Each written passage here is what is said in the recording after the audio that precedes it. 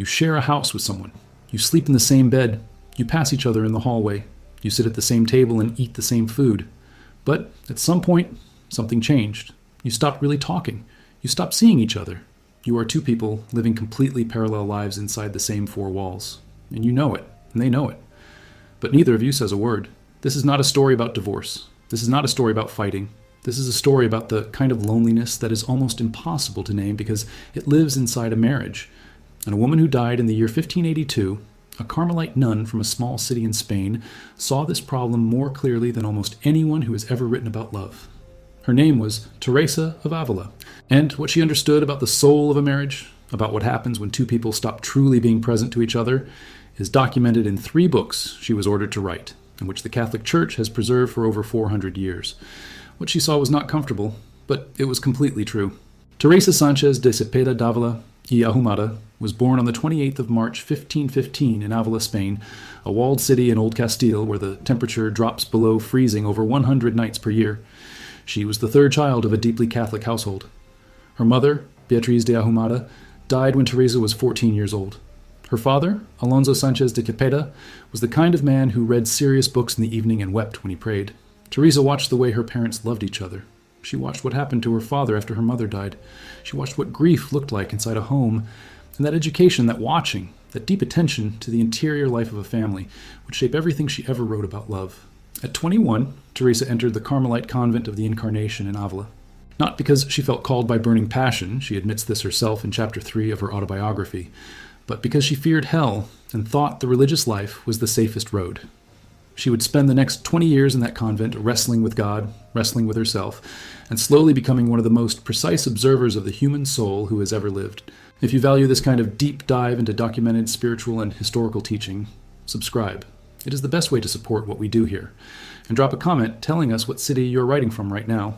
Also, this script is carefully researched and factual. The primary sources are the collected works of St. Teresa of Avila, translated by Kieran Kavanagh and Otilio Rodriguez, published by ICS Publications in Washington, D.C., which is the standard scholarly edition used by Carmelite theologians and historians worldwide, and the academic biography, The Life of St. Teresa of Avila by Carlos Aire, published by Princeton University Press in 2024, which provides extensive primary documentation of her mystical experiences, her letters, and the verified historical record of her community. These are not popular summaries. These are the source documents. Now back to the story. Teresa spent roughly 20 years at the Convent of the Incarnation, going through what she herself described as one of the most painful and confusing states a soul can endure. She had prayer, she had the sacraments, she had community, and yet she felt dry, flat. She would show up to prayer and feel nothing. She described sitting in the chapel trying to reach God and feeling like she was talking to a wall. She wrote in the book of her life, completed in 1565, that for 14 full years she could not pray without holding a book in her hands, because without the book, her mind wandered completely. 14 years, not 2 weeks. Not a difficult month.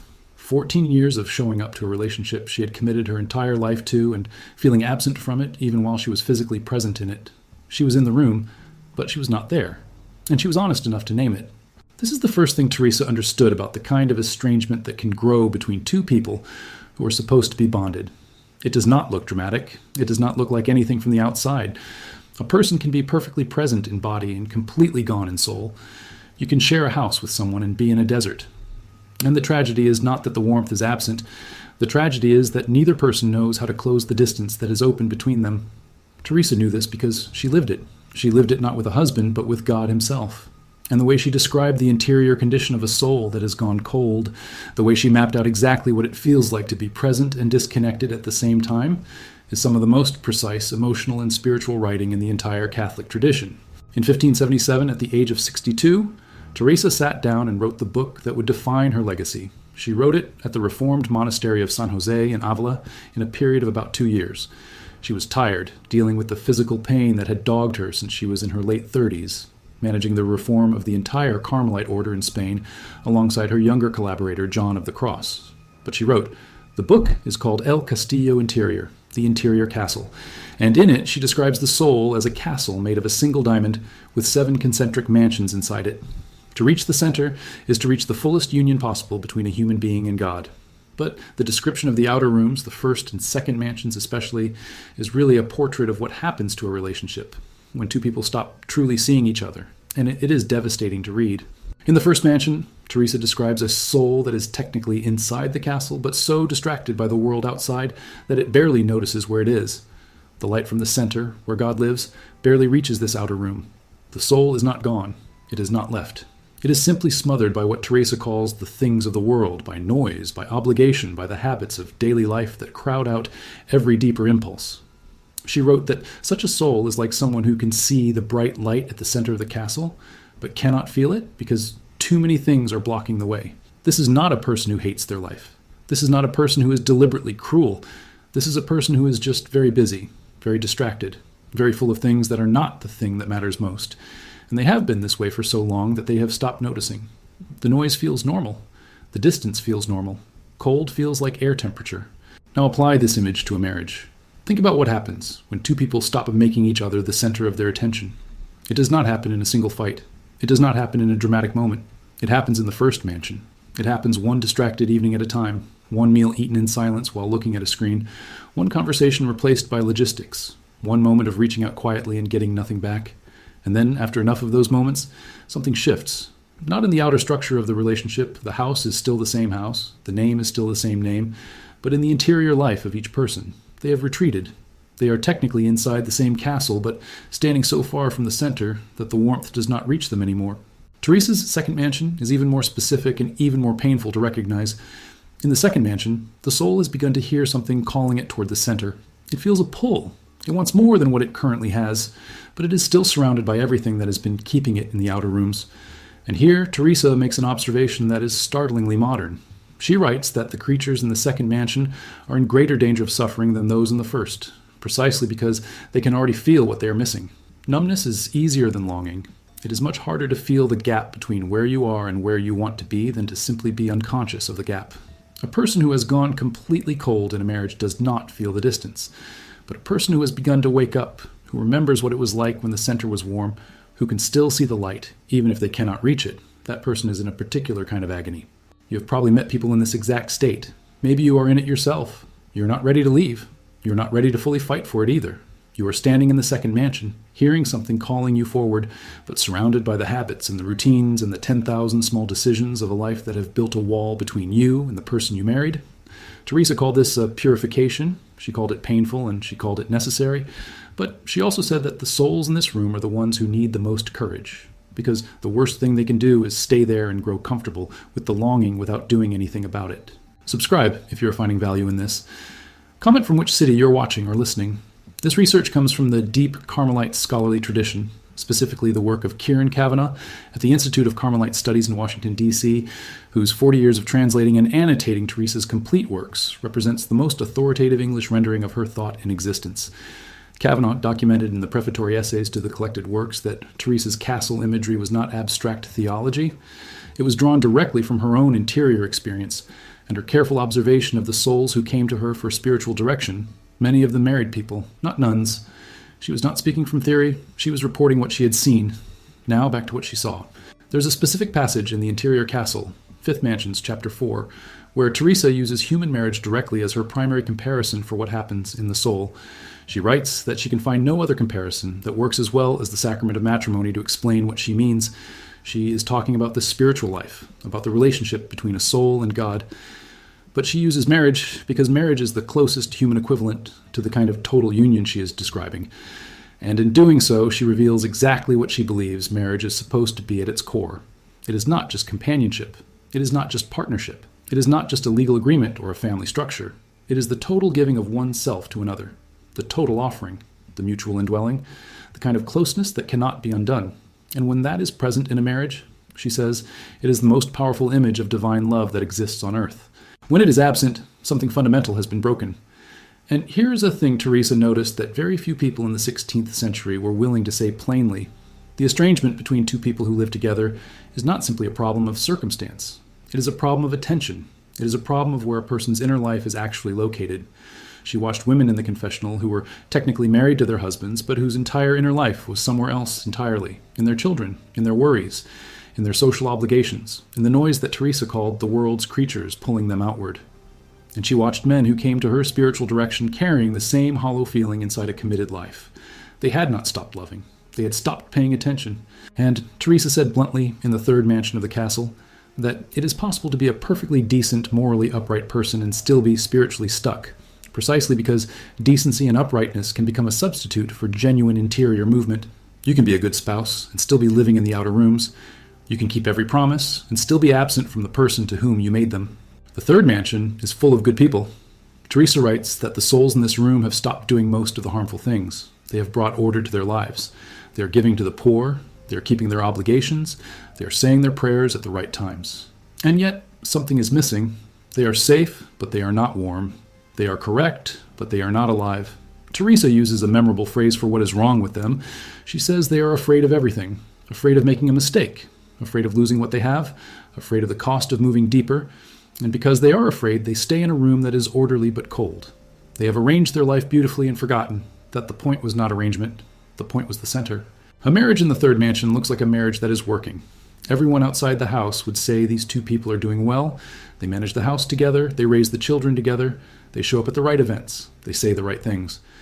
But if you could see inside, if you could see what is actually happening in the interior of each person, you would see two souls in a very large, very well-organized room, standing quite far apart, each facing the wall. Not fighting, not cruel, just standing there in their orderly castle, with the center somewhere beyond them and no particular intention to move toward it. Teresa had witnessed broken marriages. She came from a large family, 7 brothers and sisters, and her autobiography references her mother's exhaustion and her father's grief. She knew what it looked like when two people lived in the same house and were not really together. She had also spent years counseling women who came to her in spiritual crisis, women whose lives were entangled with husbands who were absent, cold, or cruel. And she had spent 2 decades inside her own interior desert, knowing what it meant to be present without being truly present. All of that experience funneled into her theology of union and distance. The interior castle is not just a map of the soul's journey to God. It is also a diagnosis of why relationships fail and what it costs when they do. The fourth mansion in Teresa's castle is where things get interesting for our purposes. This is where the shift begins to happen, not through any dramatic effort, but through surrender. In the fourth mansion, the soul stops trying to manufacture warmth on its own and begins to simply become still enough to receive it. Teresa uses a specific image here that she would return to again and again across her writing. She describes 2 stone basins. The first basin fills with water through elaborate systems of pipes and aqueducts. Lots of noise, lots of effort, lots of machinery. The second basin is fed by a spring directly beneath it. The spring rises from below. The water comes up quietly. No noise, no effort. Just the slow, steady filling from the source that was always there. The first basin is what we do when we try to force intimacy, when we manufacture closeness through planning and effort and performance.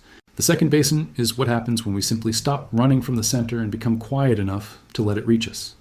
Marriage in the first basin looks like scheduling date nights and buying flowers because you read that this is what you're supposed to do. Nothing wrong with those things. But they are the aqueducts. They are the machinery. The water they carry is real, but it is labor-intensive, and when the machinery breaks down, the basin goes dry. Marriage in the second basin is different. It is the couple sitting in the same room, not talking, but genuinely at rest with each other.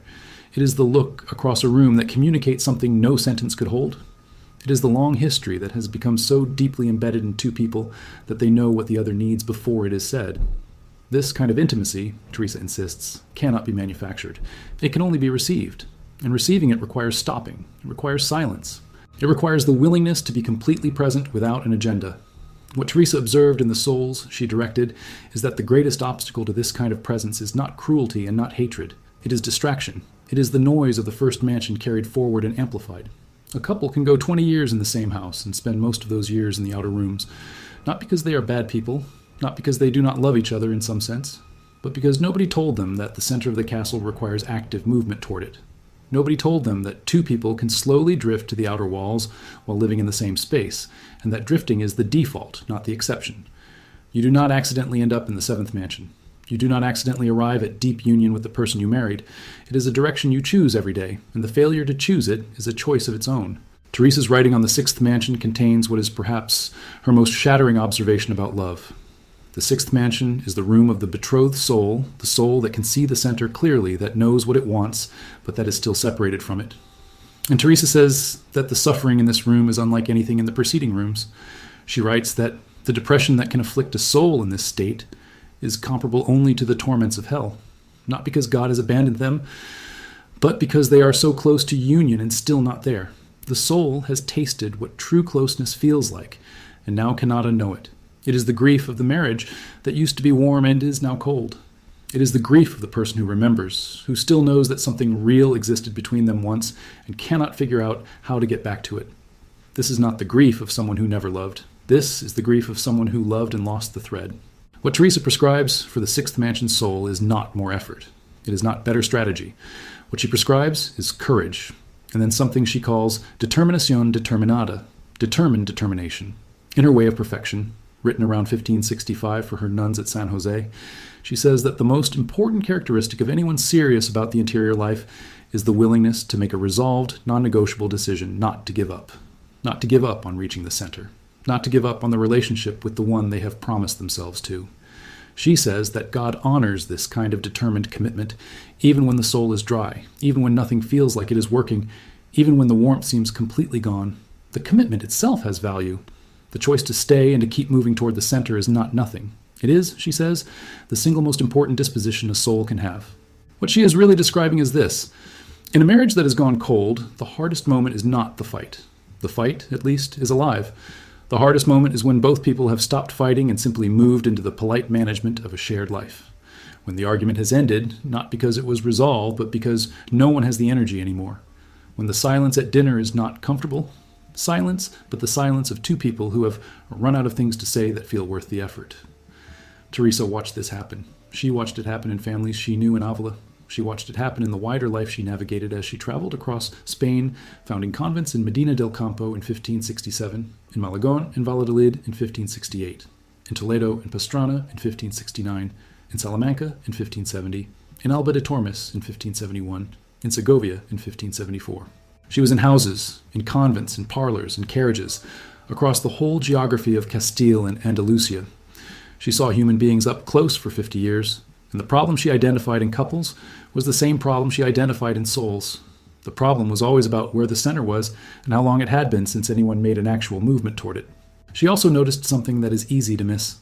The drift happens faster when two people stop praying together. Not praying in the sense of performing a ritual side by side, but praying in the deeper sense that Teresa defined in the Book of Her Life, chapter 8, as an intimate sharing between friends, taking time frequently to be alone with the one you know loves you. She was talking about God when she wrote that sentence. But the structure of that definition applies directly to marriage. An intimate sharing between friends, time taken frequently, being alone with the person you know loves you. That is not a description of a religious practice. That is a description of what a marriage needs in order to not go cold. And Teresa said that when this disappears, when the sharing becomes purely logistical, and the time together becomes purely functional, and the friendship at the base of the relationship is no longer being actively tended, the first mansion moves in. The noise takes over. The outer rooms fill up, and the distance becomes the temperature of the whole house. Apply that to a marriage where two people have grown into strangers in the same house. Teresa's answer is not complicated, but it is difficult. She says you must decide, not feel differently right away, not suddenly experience warmth and connection. You must make a decision, a non-negotiable resolved decision, to move toward the center, even when the center feels cold and far away. And then you must move. Not dramatically, not with a grand gesture, with the small daily choice to be present when presence feels like nothing. To turn toward the person when everything in you wants to turn away. To stay in the room when walking out feels easier. This is what Teresa calls determined determination. And she says that this disposition, held consistently, changes the interior of a person over time in ways that feeling cannot. There's a specific teaching in the Way of Perfection, chapter 4, that Teresa directed at her nuns, but which carries enormous weight for anyone in a committed relationship. She identifies 3 things that are absolute prerequisites for the kind of love that does not decay. The first is fraternal love, love for the person you are in community with, that is genuine, attentive, and not conditional on them being easy to love. The second is detachment. This one is counterintuitive. Detachment does not mean coldness or indifference.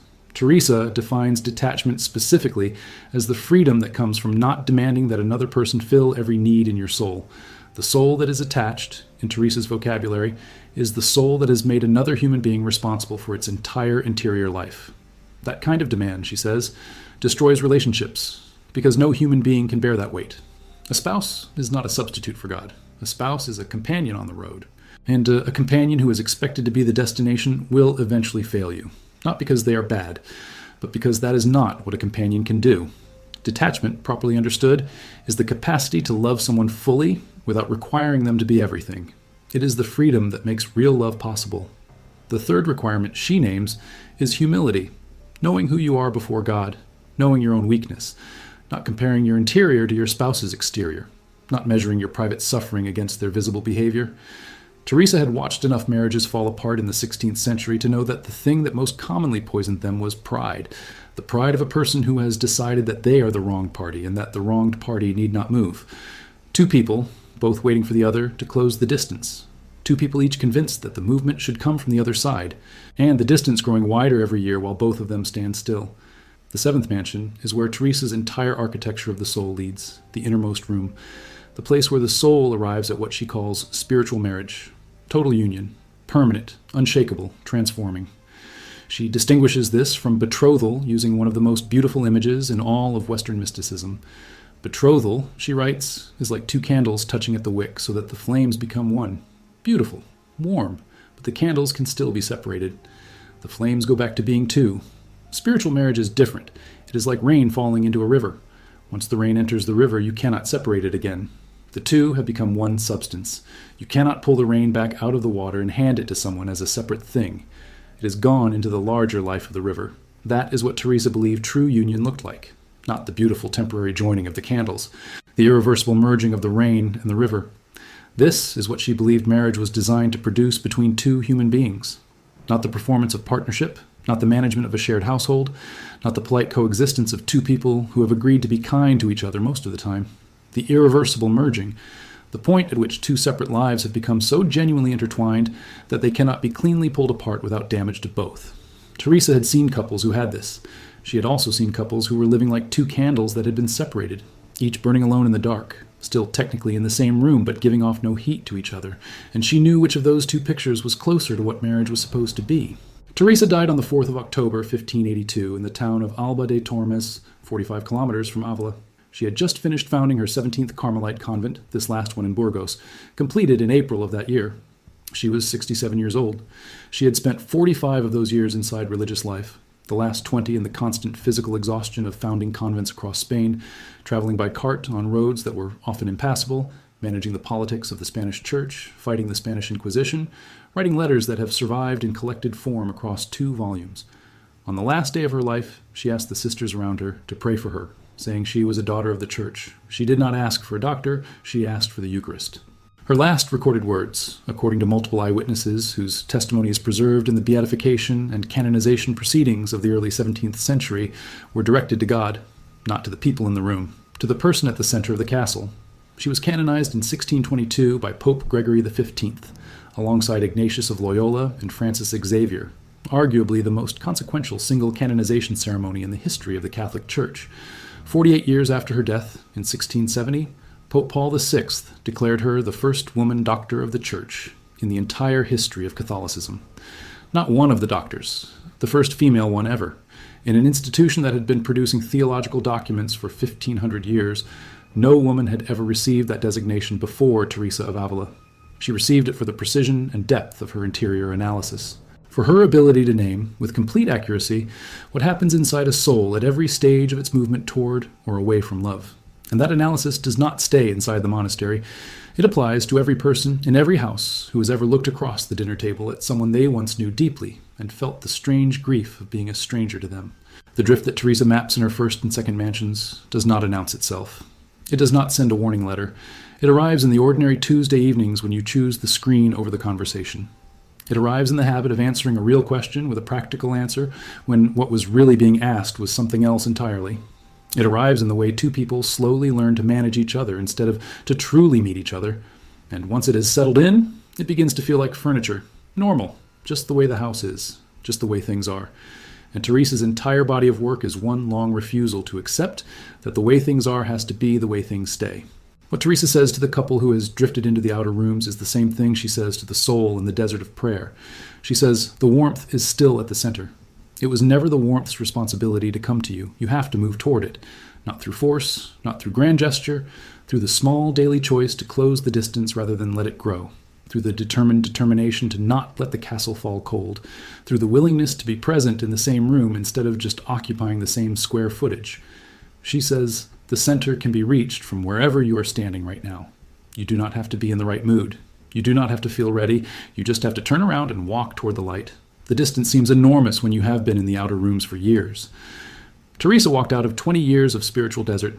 She said the spring was there the whole time, beneath the basin, waiting to rise. She had simply been too full of noise to feel it. One detail from the verified historical record changes the way this entire framework lands. In May of 1581, approximately 16 months before she died, Teresa wrote a letter to Don Alonso Velasquez, the Bishop of Osma, attempting to describe her interior state in that final period of her life. The letter is documented in the collected letters of St. Teresa of Avila, first published in 1658 with commentary by Juan de Palafox y Mendoza. In it, she describes her soul as being in the position of someone who has already received the legal title deed to a piece of land. The property exists, the ownership is real, the documentation is signed, but the date of possession has not arrived yet. She says she would not actually want to take early possession of the estate, because she does not yet feel she has done enough service to deserve the fullness of what is being offered to her. An elderly woman, dying slowly from what historians believe was ovarian cancer, refusing to claim the piece that was already legally hers because she wanted to keep working for one more day. That was Teresa of Avila. The center of the castle was not an idea to her. It was so real she could already feel the edge of it. The only thing she asked of the people around her in those final months was that they not mistake the outer rooms for the whole building. Two people in the same house, two people who have forgotten where the center is. That is not the end of the story. That is the second mansion. You can still hear it calling.